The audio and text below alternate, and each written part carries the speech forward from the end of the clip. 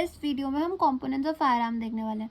तो 3 basic components of firearm are frame और stock, lock and barrel, है ना। तो फ्रेम या स्टॉक क्या होता है?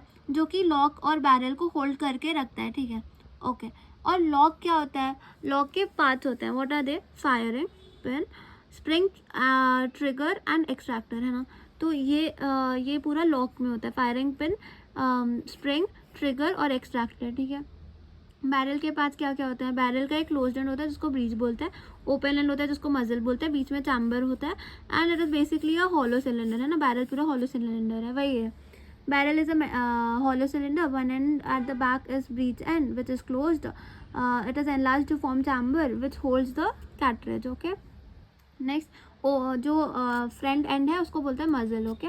नेक्स्ट क्या है? नेक्स्ट राइफलिंग क्या होता है? राइफल फायर आर्म में कुछ ग्रूव्स होते हैं, शैलो ग्रूव्स, है ना। ये शैलो ग्रूव्स इंपॉर्टेंट क्यों होते हैं? Because they are having spiral action, okay, they show spiral action, और ये स्पाइरल एक्शन का यूजेस भी होता है, वो देखेंगे, ठीक है। तो ये स्पाइरल ग्रूव्स का बना होता है, ये पैरेलल टू ईच अदर होता है, और ये क्या बोलते हैं, ब्रीथ से मजल एंड तक जाता है।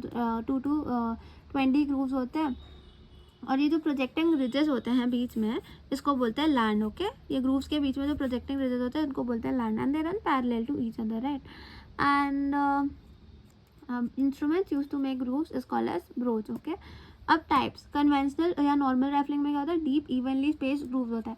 पर आजकल जो मॉडर्न गन्स होते हैं उसमें पॉलीगोनल राइफलिंग है, जिसमें smooth rounded lands and grooves are present, okay. Next advantages क्या होता है? स्पिनिंग एक्शन देता है बुलेट को, है ना। तो राइफलिंग का एडवांटेजेस क्या होता है? स्पाइरल ग्रूव्स का एडवांटेजेस क्या है? स्पाइरल ग्रूव्स का एडवांटेज ये है कि it gives spinning action to the bullet, increases power of penetration, targets are hit more accurately, good trajectory is maintain. Medico legal importance क्या है राइफलिंग का?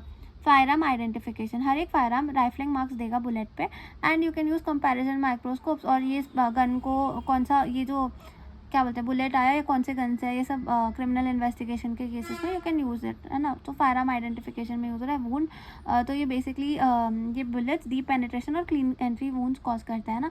और इसमें अब्रेजन कॉलर दिखेगा, मतलब बेसिकली अब्रेजन दिखेगा, और जो गन के मार्क्स होंगे उसका टैटूइंग बोलते हैं, जो ब्लैक मार्क्स होंगे, और ग्रीस कॉलर भी दिखेगा, तो गन का ग्रीस उसमें लग जाएगा वूंड पे।